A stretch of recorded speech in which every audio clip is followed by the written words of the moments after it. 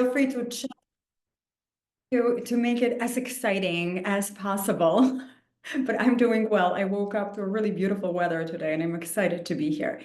I wanted to mention that when I started my own business in 2013, 2014, this organization was very, very helpful, as well as National Association of Women Business Owners that I am still a part of.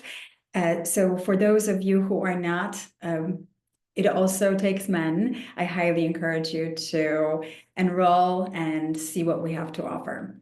But without further ado, I am going to share the seminar with you, and I hope that you will get something great out of it. I hope you will. So there we go. Without further ado, here we go. Comments are always appreciated. As I said earlier, if for any reason I am not seeing your comment or question, I was promised that I will be interrupted and be reminded to look at this. Sometimes I just get very, very excited and too engaged in what I'm talking about, right? So for those of you who don't know me, my name is Dominika Hertsberg. I am a doctor, a female entrepreneur, business owner that has been around for quite a while. And one of the things I absolutely love talking about is the power of lifestyle. I am considered a lifestyle medicine doctor as well. So I wanted to tell you a little bit about my own journey and how I stumbled upon this particular topic. When I was much younger, in 2008, I was working for a great company, but I didn't really know how to shield myself, right, from this organization in a way that I worked there all the time, and I loved it. It was so much fun. But eventually, I started to experience burnout to the point where I don't know if any of you have experienced this, but I would walk to a meeting with a client and my body was shaking. It was very, very unusual. So I knew that something was off and decided to take a yoga class per my friend's recommendation. And that really turned my life around. And I fell in love with yoga and breath work, eventually quitting my corporate job and doing that full time. This led me to massage therapy school and then further on to a chiropractic school where I became a chiropractic physician, and I also learned tons about physical therapy. Then I was a much older person. I was in my 30s and trying to get pregnant. And I couldn't. And I couldn't figure out why. I was doing all the right things. I had my stress management under control. I had a loving husband, really great friends. I thought I was really chill, relaxed. I was working out, eating healthy. Nothing would work. So I had to go through an IVF, and my pregnancy, for those of you who have children, spouses, or you have been pregnant, everything that you read in the books about what can go wrong went wrong. Every little thing went wrong from the beginning to the end to the labor. Thank goodness my son is well and thriving. But I was so lost. And shortly after he was born, I was diagnosed with prediabetes. And I am not your picture of prediabetes. So I had to search for answers. And that's when lifestyle medicine fell onto my lap. And thankfully, it's rooted, as I'll talk about in a moment, completely in science. It's Harvard-backed, and it's really life-changing. And the cool thing is that even if you incorporate 1, 2, or 3 little things from this lecture today into your everyday life, you too will notice substantial differences and thrive. I'm happy to say that today my A1C levels, those pre-diabetic levels, are so boring. There's nothing to talk about. And every time I get my blood work done, the last one being 2 weeks ago, the results are fantastic. So hopefully you'll join me on that journey. What I want to talk about today is, that's my overview of all the pillars of lifestyle medicine and how they can affect your life and your lifestyle and what to do to improve all of those pillars. Those are going to revolve around nutrition, movement, sleep, stress, social connections, and substance avoidance. And for those of you who are thinking, oh, I just want to learn about nutrition, I'll probably spend 10 to 15 minutes talking about that. Same on movement. And then we'll dissect sleep, stress, social connections, and substance avoidance with slightly smaller chunks. So feel free to jump in and out whenever you need to. I know all of you are super busy. And thankfully, this webinar will too be available later on to watch. Again, any questions, please jump in right away. So why health is a business advantage? Why in the world do we need to stay healthy? Well, if you don't give enough for yourself, then you have nothing to give to others. We know that there was actually a study, believe it or not, done in about 2017 that looked at leaders. And the study showed very clearly that people who eat healthy and exercise have a higher potential of becoming a famous CEO. And when you look around, it's true. People who spend enough time to nurture their own mind and body become better leaders. There's one interesting story that I heard about that I later verified on TED Talk. I'm not sure if any of you ever listened to TED. It's great. I highly recommend it. It talked about lions and how a lion becomes the king of the pack the moment when his testosterone levels go up, right? So he becomes that leader, and then his testosterone goes up even more, making him much more calm and with a greater presence and more respect. His cortisol levels go down. Cortisol is that hormone that's responsible for stress and reactive behavior. And then that lion really commands peace, calm, and quiet. And it's typically a male who is also very muscular, right? So the same goes with the female leaders. And I want to encourage you to invest in your own health. It's important because when you take care of yourself, the people around you will too. And it's not only the teams you are working with, but also your friends, your family members, and your children. There's this saying that you are only as good as the people you surround yourself with. So all those relationships that you have, why not be a model for people around you and better them as you're bettering yourself? When you are healthy and your team is healthy, you pay less for health insurance. And that's always great. So definitely costs of health insurance are reduced and productivity increases. And we also know that overall health helps us to feel happy. And when you have happy coworkers and happy teams, you have more productive workforce. And who doesn't want that?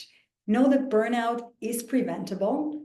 And if it's ignored, it's going to become very costly. I didn't know that, but to replace an employee, it will cost anywhere between 100 to 100% of their salary. How? Should you ask? Well, I am actually in the process of hiring new people in my company, Balanced Flow, right now.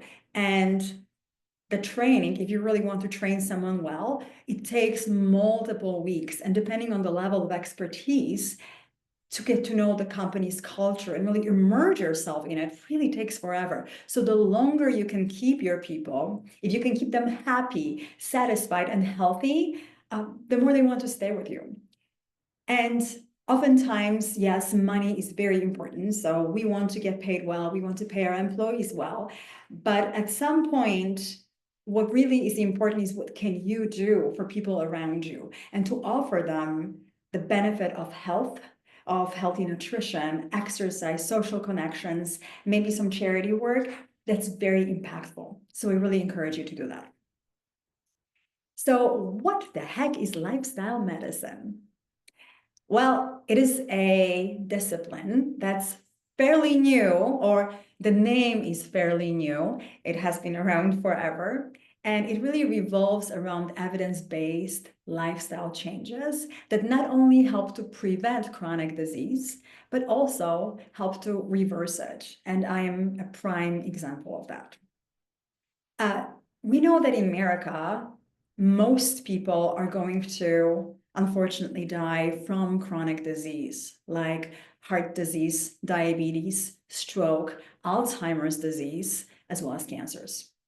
And all of those diseases have to do with levels of inflammation in the body.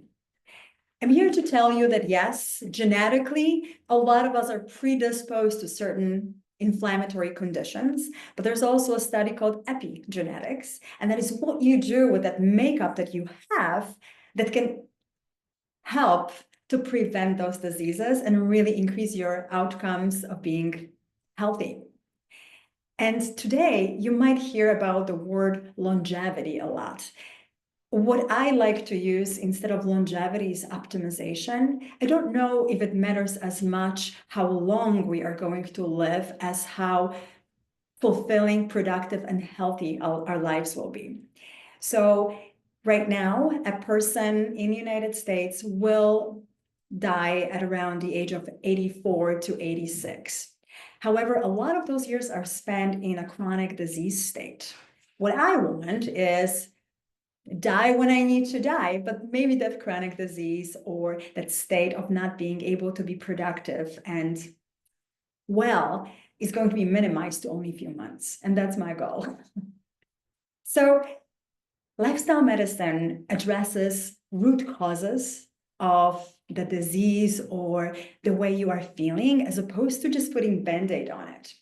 And don't get me wrong, I think conventional medicine is incredibly impactful, especially emergency medicine. A lot of my colleagues and people I work with are of traditional medical background. I work with medical doctors, nurse practitioners, physician's assistants, and nurses. But a lot of what traditional medicine does is putting a Band-Aid on a problem. If you have a problem, they'll give you a medication, and then for a side effect, you'll get a second medication, a third one.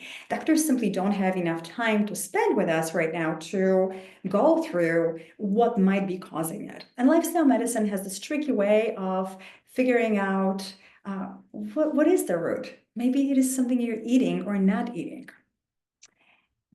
So let's talk about nutrition for a moment, shall we? Nutrition is going to help with your cognitive and your emotional stamina. It's a huge, important sentence. And I worry that I don't see the comment section very well here, so I'll try to back off and see if I can find it. But maybe even amongst yourselves, tell me, what do you consider, and saying what do you do, but what do you consider a traditional American breakfast or just breakfast? And I'll tell you, for me, breakfast is a bowl of cereal or bagel with cream cheese, maybe a yogurt parfait if I'm feeling fancy. What I want to tell you today is that you have the power to change the way you think about your breakfast and meals in general. So hold for a second. If you have a notebook, that's one thing I want you to remember here. It's not about breakfast, lunch, and dinner. It's about meal 1, meal 2, and meal 3.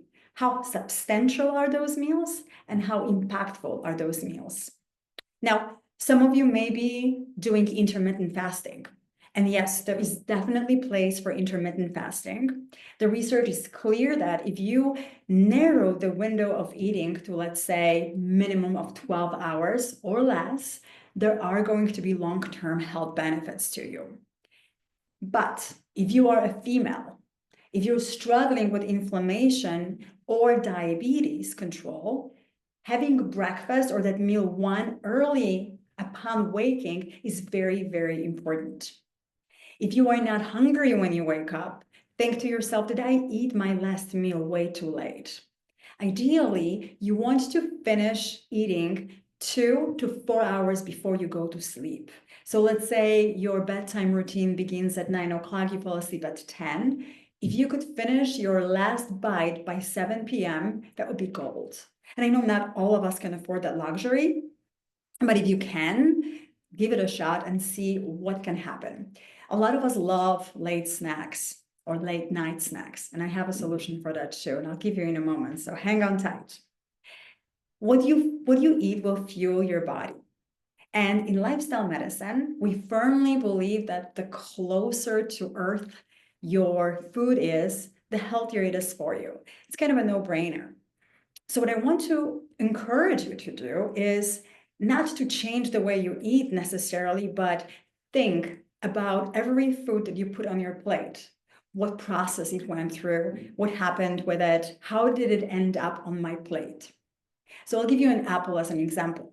If you have an apple, you know that this apple, someone picked that apple and then took it to the factory where it was washed, where it was then separated from all the bad apples and then maybe waxed and then placed onto a cart to be driven to a grocery store. So yeah, even an apple is a little processed, but then you can just wash it, eat it. We're pretty good here, right? I'm not mentioning pesticides. Well, ignore this for this lecture. How about a Dorito? And let me tell you right away, I don't think that there are bad foods. I think that there needs to be a balance in everything we do. So the little Dorito started out as corn, and then that corn was picked, and then it was processed, and it was hydrated, crushed, dehydrated, formed into a little shape, placed in an oil, then some spices were put on top of this. It was baked again, and then it ended up in your bag. So you can see there was a lot of processes that went into it. I know you know that Doritos are bad and apples are good, but here's the reason why one food might be a little bit better for you than the other. The apple, pretty direct from earth. Dorito, not so much. Nonetheless, if you sit down and look at your meal and appreciate that meal and think about all the hard work that went into it, all the people who were involved in this, even a Dorito becomes an important, or it becomes an important moment when you eat it. And that's kind of how I look at food right now. It's not necessarily, it's always what I eat, but I can cheat a little bit and eat not such great foods as long as I can appreciate how this food ended up here. So I'll show you a tiny little trick that I do with my family, my kiddos, as well as my employees. So here is a healthy eating plate on my right-hand side, and on my left-hand side is the plate that I use at home. The way I think about structuring my meals, meal 1, 2, and 3, are the big half portion. That's where all of my fruits and veggies should go. So the stuff that's very close to earth. The little quarter is where I always put my protein. And if you are a vegetarian or a vegan, tofu, tempeh are fantastic choices. Beans, nuts. For me, I'll put some chicken there, maybe a piece of steak. The other quarter is going to be for what we tend to call carbohydrates. And it's a misnomer because fruits and vegetables are carbohydrates. But for the purposes of this lecture, let's call carbohydrates, the white foods, the pastas, breads, all that good stuff. So if you have trouble thinking, oh my gosh, what do I have for meal 1, 2, or 3? Pick up a plate and literally fill it up with whatever you have at home and enjoy. If you are making a pasta dish, or if I am making a pasta dish, I'm going to know that this is going to be my noodles. And then I'm going to have equal amount of something protein-ish to put in it. And then I have to have something on the side, like cucumbers, carrots, berries. May not go very well with my pasta, but you know what? By now, I'm used to it. It goes well. I love it. So on the bottom here, I showed you a picture with how to see, the amount of protein, veggies, fruits, fats, and carbs. How much should you consume? So the data has changed completely. So if you never knew anything about macros, that's awesome because everything has changed. We now know that ideally, you want to have the amount of proteins that's equal to your body weight, all right? If you're trying to lose weight, then adjust this accordingly. So for someone like me who is 135 pounds, I need roughly 135 grams of protein a day to maintain my muscle mass. And as a female, it is really, really important for me. Sure, if you are a high-performing athlete, it can be a little bit more. If you're very sedentary, a little bit less, but aim right around that magic weight number. So with protein, every meal should have, whether you're a man or a woman, and then again, you can adjust portions, you should have about 2 servings of protein. That's your palm. Every meal, 1 to 2 servings of protein. You should have 1 to 2 serving of veggies. Veggies is very compacted little fist, and this will enable you to have at least six a day or more. Fats, teeny, teeny, teeny, tiny. So whether you're cooking with oil or you eat some nuts, that would be it. Carbs, 1 to 2 handfuls as well. So similar to your meat or your protein. Okay, get it? Notice that on that right-hand side, the healthy eating plate shows exactly that. Fruits, vegetables, whole grains, and healthy protein, and drink tons and tons of water. And I'll explain why in a moment. So I'm going to go back to my original slide right here, and I'll give you a few little tricks. So my employees and I, sometimes we are going to buy ourselves donuts because they taste good. There's a key thing to note. If you are eating processed sugars, you can, but you have to add a protein to it. And I'll explain why. If you just eat something very sugary and very sweet, your blood glucose level goes skyrockets up, and you feel energized and you feel excited. And this is what our brain is meant to do. We love sugar. It's not you. It is you. It's how we are made. Brain loves sugar because it's this quick, easy energy that we can use. Unfortunately, if it's heavily processed like a donut, a few minutes later, you go and you crash. That's why when we have a little pick-me-up after lunch with some heavy donuts, we feel so just yucky in the afternoon and unproductive and borderline depressed. And this is why. When you add protein to it, so again, as uneventful it sounds, a donut with an egg, but maybe a donut with an egg, that egg, the protein source, is going to minimize the absorption of quick sugars because protein is absorbed and processed much slower.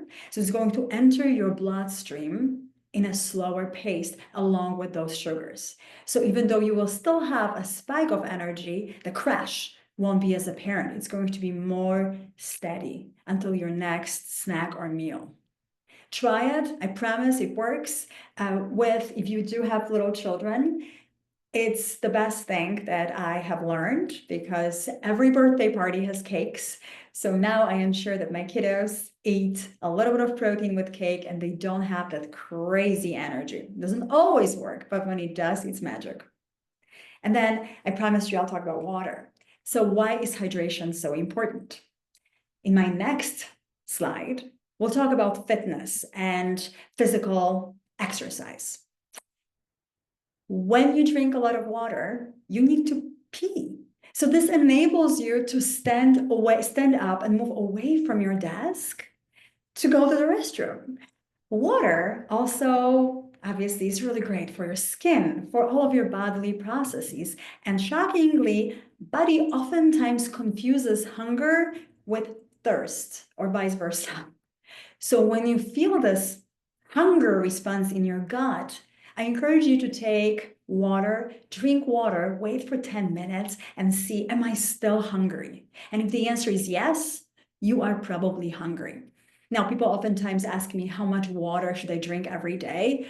I want to say they do it every day. Sometimes I forget, but if you could have about 3 of those little Stanley cups, this is a cute one, that would be fantastic. But do whatever you can. And even things like coffee do count towards your water intake. Just don't drink too much, no more than 6 cups of coffee a day, and stop before 2 p.m. Otherwise, coffee is considered totally fine and healthy for you. Let me check if I can actually look into that Zoom and see if I have any questions. All right. I'm going to go back to this right now, and hopefully we can keep on going. Oh, you know what? I have to stop my share because, of course, in the process of trying to be extra, I have broken it. Let's see. Any questions here? I am sharing my screen. Thank you. All right. Chat. I finally found it. I'm so happy. All right, we're doing okay here. So now let's talk about, for a hot second, about movement, energy, and focus. Can you, let me see, I'm going to try to type something and see if you can respond to me. How many steps a day do you think you need? Think about it and respond away. So I can see if my chat is working, all right? Yay, it's working. Whew, thank you. All of you responders, I appreciate it. And you are kind of correct, kind of not. So listen, what happened was when the Apple Watch and all the watches were developed, this was actually an arbitrary number of 10,000. Whoever said 8,000 first, Dunita, you were right. It's actually 8,000 steps a day. Anything extra is creme de la creme. And guess what? Physical exercise, that's the same thing, it's steps. So you don't have to hit the gym every single day. You can just walk. And I'll sneak in some movement breaks into your daily routine to help you accomplish that goal. In the research world, we say that as adults, we need 30 minutes of exercise a day or 150 minutes of exercise a week.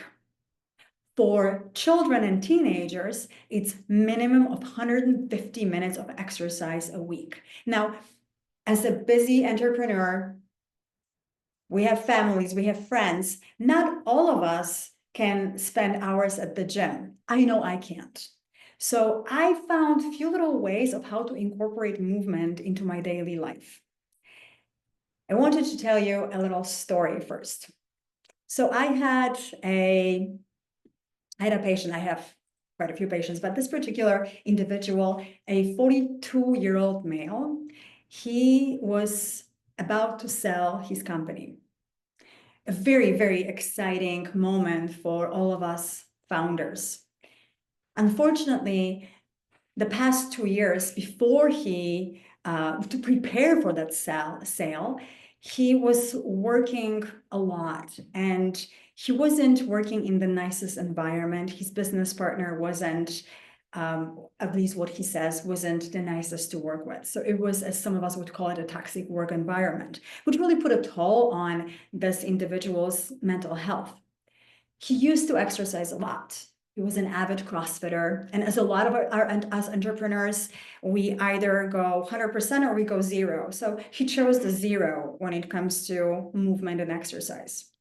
And his mental health was at the bottom of the bottom. What we recommended him do is we also checked his levels of testosterone, excuse me, and those were very low for a male at 42. So after checking testosterone levels and seeing where he's emotionally and physically, we prescribed him, not me, my nurse practitioner prescribed him a cream, testosterone cream that he started using. Pretty immediately, I'd say 4 or 5 days, he started to feel a little bit better. And then he regained the motivation to go back to the gym. He started running, and he started running almost every day, again, from 0 to 100. I don't recommend that. And he started to lift weights. The transformation in this individual was unreal, where from someone who was losing a sense of self, he was struggling with his family life, his cognitive functions were declining. His sexual performance wasn't there. All of a sudden, he was thriving again. And exercise is what really helped him get out of that hole. We also know that children in public schools, so research done on public schools specifically, who are able to exercise are going to have better test results and they are in better mental health. So for those of us who say, I don't have time to exercise, you and me sometimes, we don't prioritize it, but I'm here to tell you we should. So with that said, I'll give you the little snacks of what you can do, all right? And I'll stand up. I can't see any of you, but if you are in a fairly private area, I encourage you to do it as well. If you are amongst coworkers and want to look a little bit silly, fine with me. So I drink my water, and whenever I need to pee, I go, come back. And before I sit down on my chair, I do 10 squats. That's it, 10 squats. So if you're with me, just keep on going as I'm talking. After my 10 squats, I don't sit down right away unless I have an important phone call that I have to take. I then place my hands on the desk, or I drop it like it's hot on the floor and I do 10 push-ups.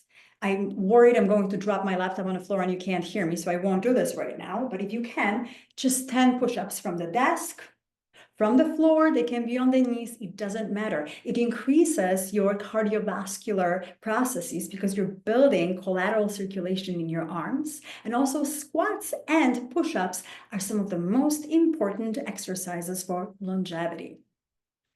And then I sit down and I do it again when I need another pee break.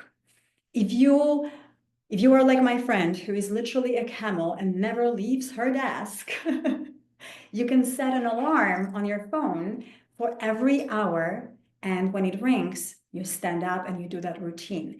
This whole thing will take anywhere between 3 to 5 minutes max, but here's your half an hour of exercise, and it doesn't even include walking and moving around.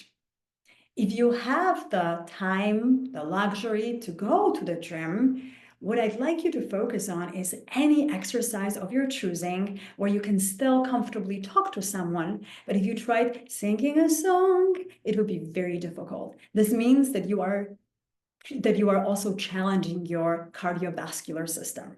All right.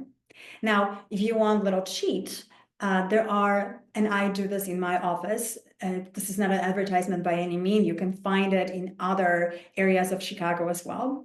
There are studios called EMS, electrical myostimulation. It's super popular in Europe, where I'm from. They're literally around every corner like Starbucks. They're finally coming to the United States, where a 20-minute workout is an equivalent to 2.5 hours of high intensity interval training.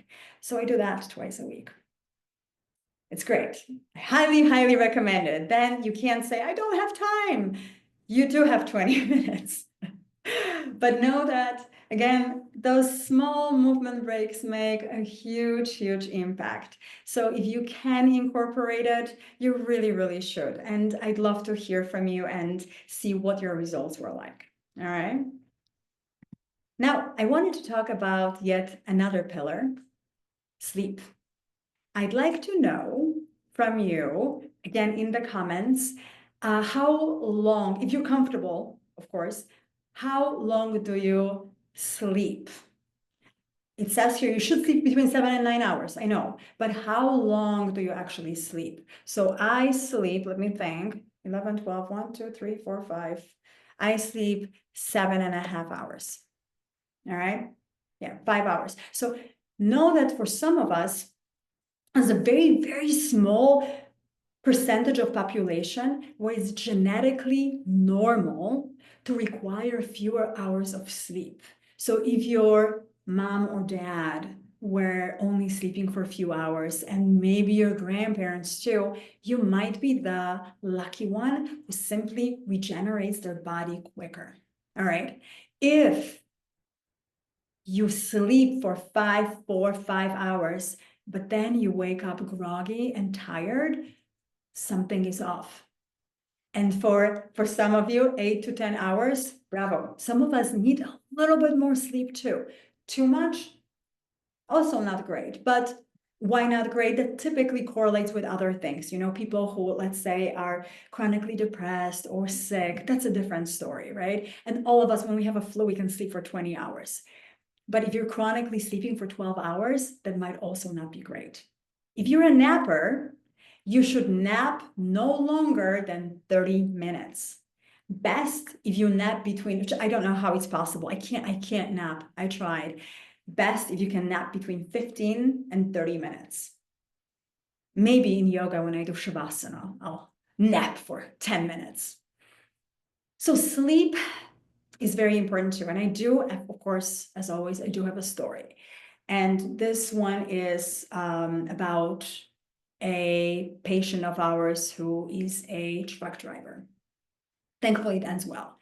So he was on a shift and he was working 17 hours that day. I know that there are regulations now that prohibit truck drivers from driving for more than 10 hours. Unfortunately, there's a lot of cheating going on as well, depending on what company they work for. And in this particular instance, his employer encouraged more hours, more pay. So he actually got into a really nasty accident where thankfully nothing happened. The car was very, very damaged. And when I say nothing happened, there were no casualties. But this was his, funny I use that term, but this was his wake-up call, where he knew that maybe he's pushing himself a little bit too much because there could have been very dire consequences to what has happened. And when we talked, he told me that research shows that anywhere between 25 to 40% of all truck driving accidents and fatalities happen because those truck drivers are not sleeping enough. On a funny note, Arianna Huffington, who now is the CEO and founder of Thrive, a company that helps entrepreneurs who are experiencing burnout, said that she once met with a CEO, she's a famous CEO, we don't know who it was, in a restaurant, and he was bragging about only sleeping 3 to 4 hours a night, to which she thought, if you slept a little bit longer, you would be much more interesting. And that's probably true. So how do we make ourselves sleep, not necessarily maybe longer, but better? And there is science to it. And if you can incorporate any of those little caveats of info I give you, you're going to win, all right? Step 1, your room should be cold. And when I say cold, everyone has their different numbers. If you are a perimenopausal, menopausal female, you would probably love your 60s, but less than 70 degrees is ideal for a comfortable sleep and a light blanket. Our bodies, they don't like heat at night. Having dark room is important as well. So if you're able to put blinds on the windows, do that. If you are waking up in the middle of the night to go pee, there's a lot of us who have urinary incontinence. In women, up to 70% of women have urinary incontinence. In men, that number increases with age. Or if you're pregnant, my God, then maybe install, they sell those little plug-in lights where there's just minimal light so you can see where you are going, but do not turn on the lights. When you turn on the lights, the melatonin in your brain and your circadian clock says, oh, time to wake up. And then you can't go back to sleep. If you're really laying in bed, tortured, and you can't go back to sleep, you don't know what to do, the best thing to do is to leave your bed. Don't even stay in your bedroom if you're able to, and go maybe turn on like small lamplight and read a book until you become sleepy. When it comes to cell phone usage, it is also not very healthy to sleep with the cell phone right next to your ear. So if you can, put the cell phone first, silence. You do not need to check your emails in the middle of the night. If you do, if you're a doctor and there's an emergency, sure. Otherwise, you don't need to check your phone. Put it on the floor far away from you or in a different room. If you need your phone as an alarm, buy one of those Amazon alarms. They're super cheap. They do nothing except for ring at the right time. And put that alarm a little bit further away from you, so you actually have to stand up when it rings and not hit snooze. All right. And I do have a question. So blah, blah, blah, blah, blah. Let me see this really quickly. Dry of fasting in the body. Yes. So I have a question that I forgot to answer, and I'm very sorry about the diet. So if you don't mind, I'll go back to this really quickly, and then we'll go back to sleep. All right. So dry fasting, there's so many different types of intermittent fasting and fasting period. When you do something with the dry fasting is the no water, right? When you do that, your body is placed it's a stress response. And a short stress response is okay. This is how we adjust. And I think of it as a short burst of exercise when you're really, really tired. If it's for a prolonged period of time, your body is going to start to suffer. Apart from, the religious observances, when it comes to simply intermittent fasting, where you don't eat at all one day a week, or you eat only for 4 hours a day, if it works for you and if your blood markers look fantastic, do it. It means that it's your mojo. It means that it's the thing you need to do. What I highly discourage people from doing is when you have those juice diets or juice trends, those are terrible. Juice is loaded with sugar. And yes, you are going to lose weight, but also your insulin levels will spike and you are going to be more prone to diabetes and other inflammatory diseases. I hope it kind of answers this question. I'll give you my email address if you want to have a more detailed response later. All right, sleep. Hopefully you know what to do. Cold environment, quiet. Think of it this way. Bed is for sleeping and sex and nothing else. And if you have trouble, cognitive behavioral therapy, so talking to a therapist, is actually the best solution. Medication, the only medication I can comfortably recommend is melatonin. I use the Whole Foods brand in a little liquid cup, but if you have a doctor you are working with, they can prescribe a compounded pharmacy, very specific melatonin for you. Recent studies show that melatonin use in people who are above the age of 22, so when your brain is fully mature, are actually helpful in preventing dementia and Alzheimer's disease, and that's huge. So taking a little bit of melatonin goes a long way. If you want to give melatonin to young children, as you would imagine, there's absolutely no studies done on this, but researchers know that it's fine and it will not disrupt anything, even though it's a hormone, as long as it's given occasionally and for the right reasons. All right. Again, if you need more info, please email me at the end of this lecture. There will be my email address as well. So, speaking of not sleeping well and being in a stress response, is anyone stressed here ever? Probably. We are living in a chronically stressed out environment.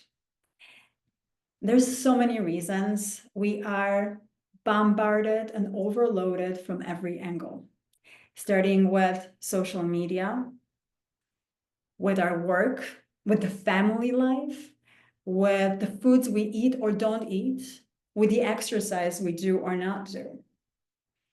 And unfortunately, stress recovery is stress recovery is very important, and having the right coping mechanism is. I have, again, another story. A patient of ours, she was at the time doing rotations after medical school. And this story, again, it's a scary story. There's a trigger, there's a car accident and children involved, but everything ends well, all right? So she was coming back from her rotations, and in her case, it wasn't necessarily sleep deprivation. She still slept, but it was this constant demand of working and being stressed out and being responsible for so many things at once without very, very little oversight. So she was driving home from work, and we love city of Chicago, but you know how you have crosswalks and they don't have stop signs, or they don't have little labels, please stop for pedestrians. Well, she was in her head about something else, and she drove through that intersection with where people with crosswalk. Who was crossing the street was a woman who was 7 months pregnant with her little daughter.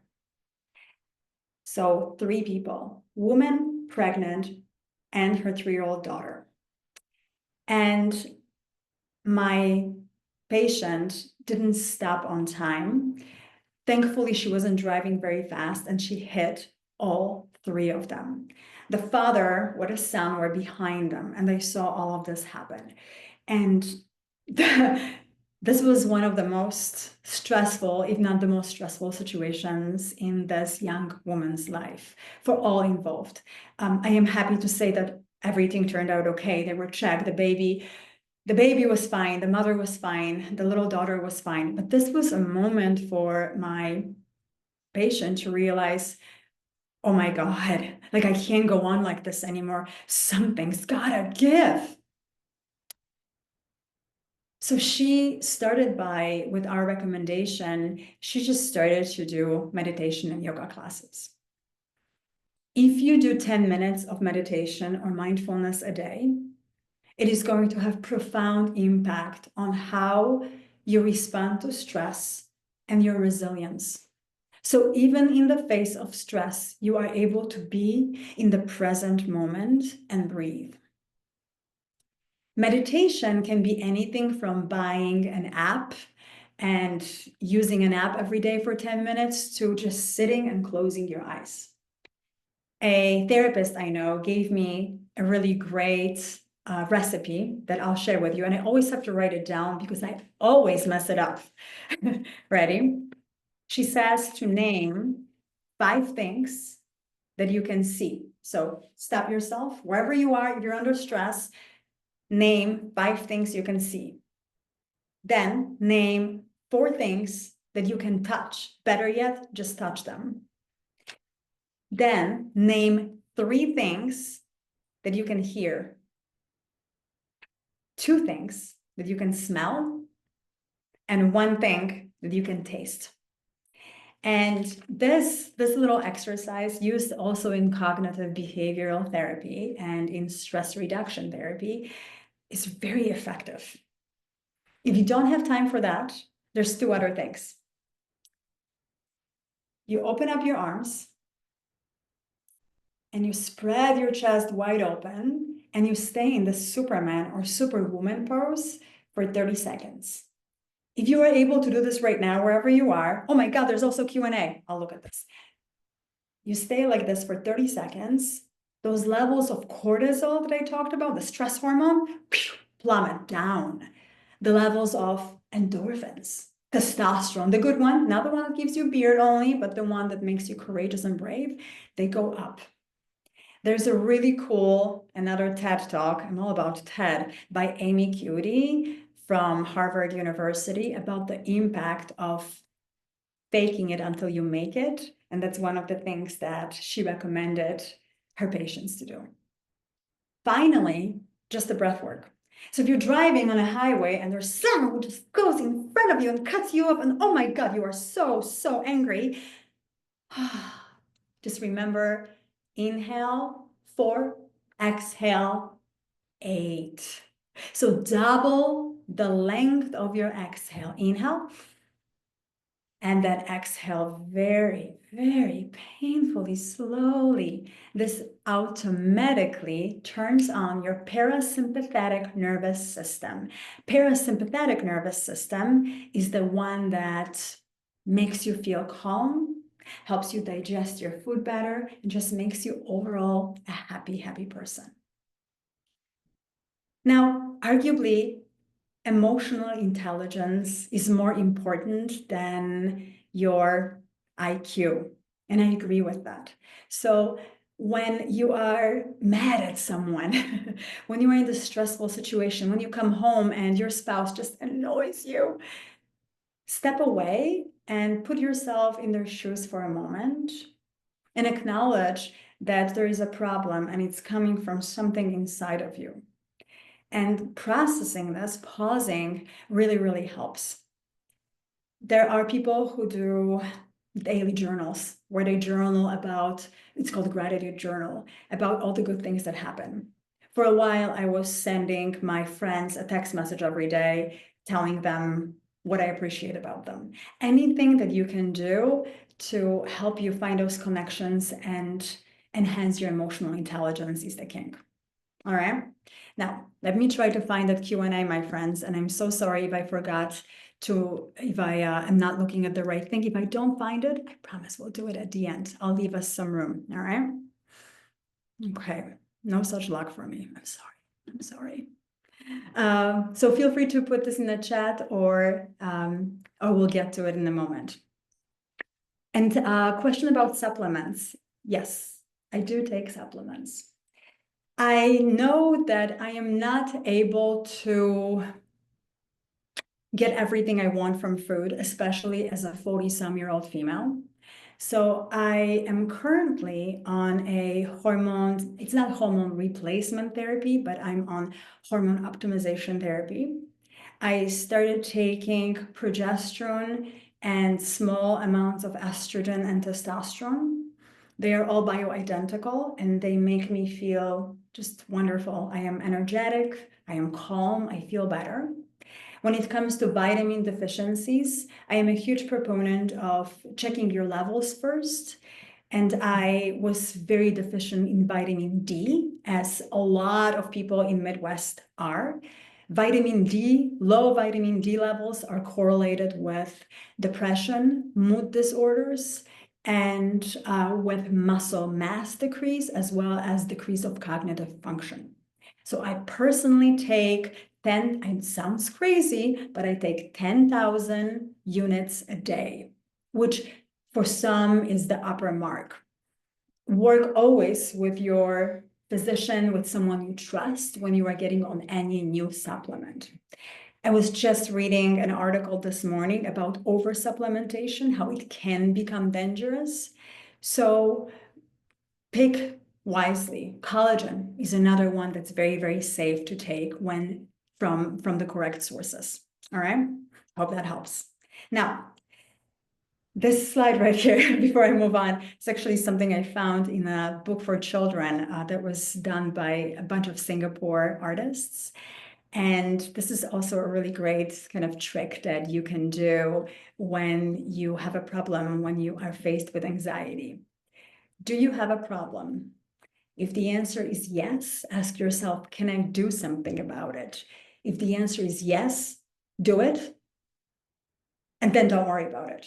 If the answer is no, don't worry about it. If you don't have a problem, don't worry about it. Worrying hasn't helped anyone yet. So I'll leave you with this thought for this particular slide. We only have 2 more pillars to go, and then I'll welcome more questions, all right? Social support in workplace. Do you remember the name Tony Hsieh? He was a CEO and founder of Zappos and read a beautiful book titled Delivering Happiness. This book inspired me when I was starting my company in 2013.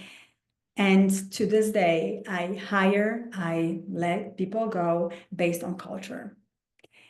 When people who work with you feel needed, when they feel happy, they are more productive. When they form better connections, they're just better human beings. And oftentimes when I meet entrepreneurs, a lot of my acquaintances, my colleagues actually really enjoy making their employees happy and developing them. But sometimes they do it by pushing them too hard.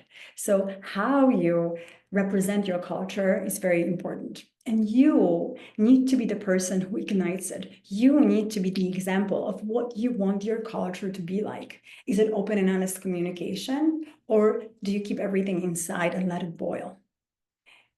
There are several systems that people use, things like OKRs or things like EOS that you might have heard of. Engaging your employees in charity work is another cool thing that you can do. But basically, check in with people you work with on a regular basis. In my company, we do monthly check-ins with the entire staff, no matter how high or how low they are on the hierarchy. We do daily quick check-ins for 10 to 15 minutes with the front desk staff. We do 30 minutes check-ins twice a day with all of the medical staff on patients who are coming to the clinic in the morning and afternoon. But those check-ins enable us to always stay on our culture. It's really important that no one gossips here. We only allow positive gossip. And through that, actually, you have neuronal connections that begin to grow and form that make your outlook on life much more positive. So it's important to engage people that you work with. And when people feel secure and valued, all of a sudden great things happen and innovation is welcomed. I don't know if any of you had seen a movie, and shoot, I forgot the title right now. I was on a plane and it was about Pepsi and Cheetos. There was a man, he was an immigrant from Mexico, and he was working in a Pepsi factory, working on products. And his employee and the CEO of Pepsi said, "I welcome all innovation." And he heard that message. And he is the man who actually developed the hot Cheetos. So when you feel good in your workplace, when you feel heard and appreciated, yeah, hot Cheetos, that's what it's called. It really helps. It doesn't matter who you are. Just listen to your employees and they're going to do such great things for you and they will be loyal and stay with you forever. Plus, don't you want to come to work where you spend half of your life, if not more, feeling supported and in a really great environment? I know I do. So build those micro moments of connection, check in with your people, establish a routine, and be a strong leader who shows them how things should be conducted. I have nothing else on this pillar. If you have questions, we can move on later. But the last thing that I wanted to talk about is this pillar about substances. I have a very good colleague who said to me something that stuck with me and is still with me today. He said that he enjoys wine. He actually owns a wine company. He enjoys good wine. He enjoys all of his little things that he does. He can sometimes go crazy.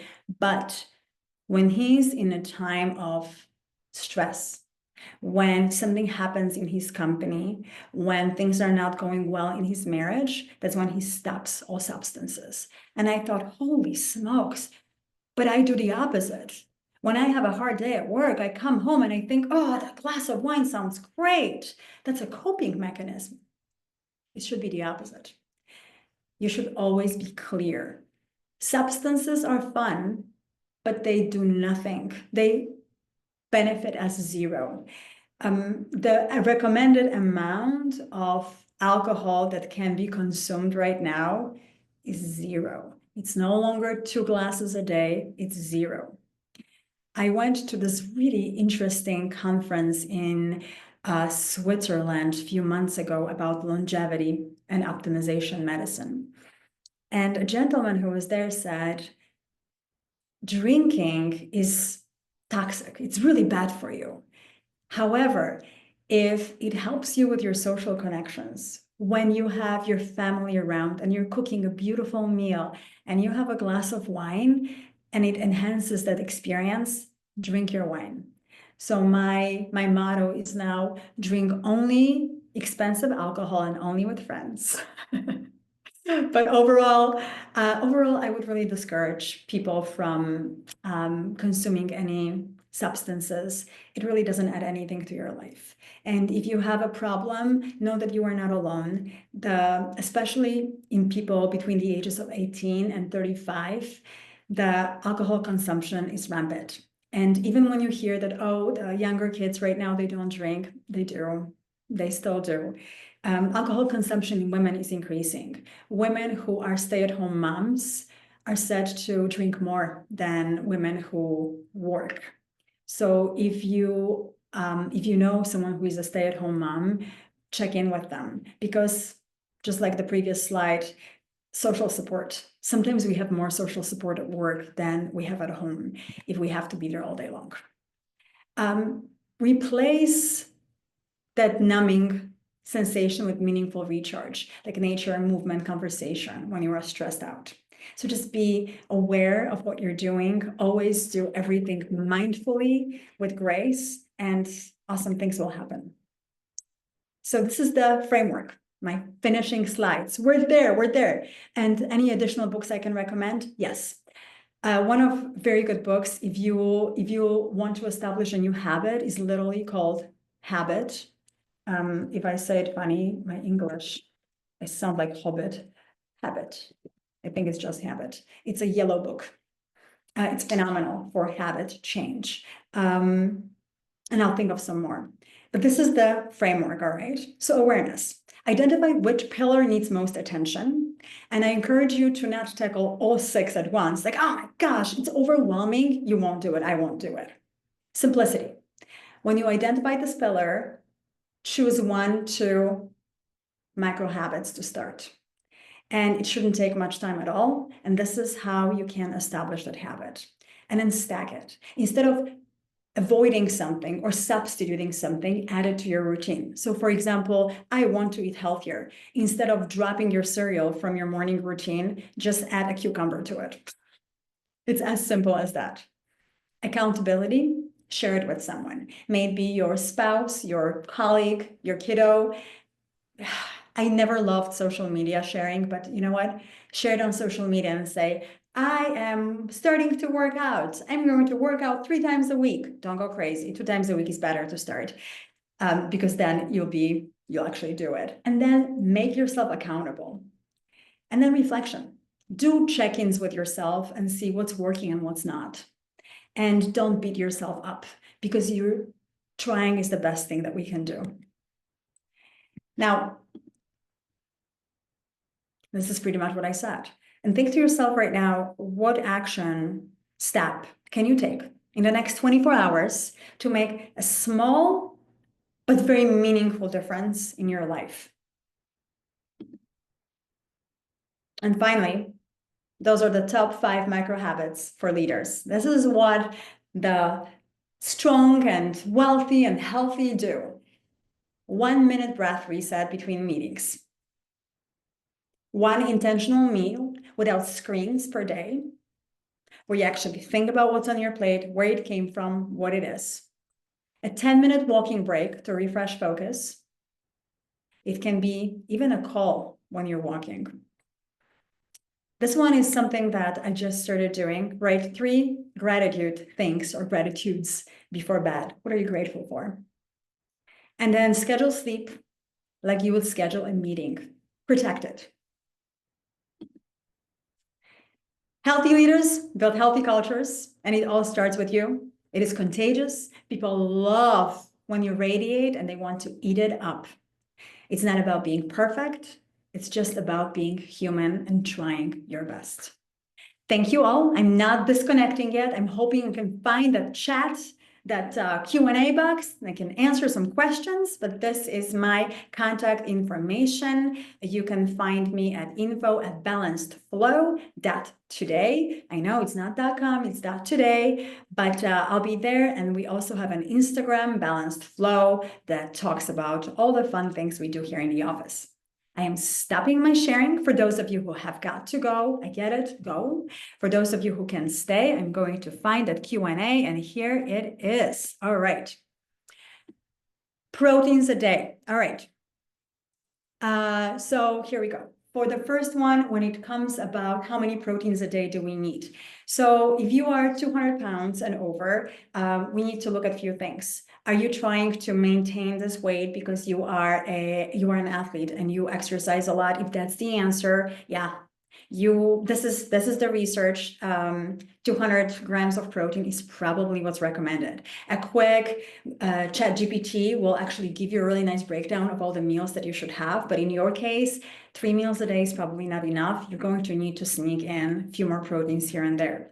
If you are 200 pounds and looking to lose weight, or you think what would be my optimal weight, let's say it's 180, you can go a little bit closer to this. All right. If your level of exercise is not as deep, you can definitely minimize it.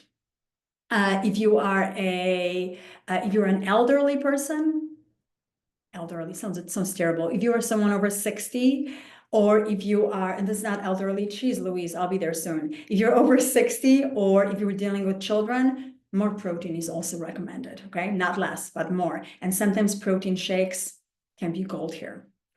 If you fall asleep easily, is this? Oh yeah.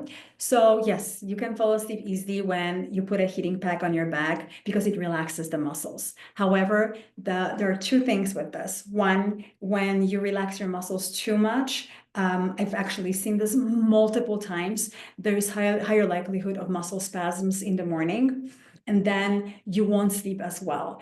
And that's for a typical person.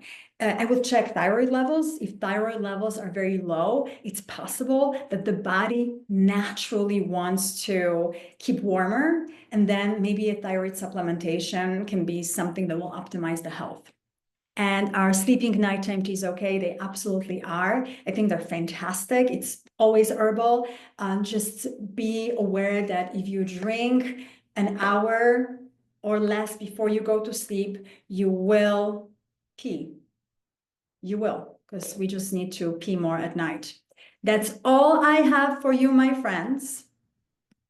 And if you have any questions, any more comments, ask away. Otherwise, I'm checking one more time. Oh, there's more, yay! Thank you, and thank you that the webinar was helpful. I'm glad.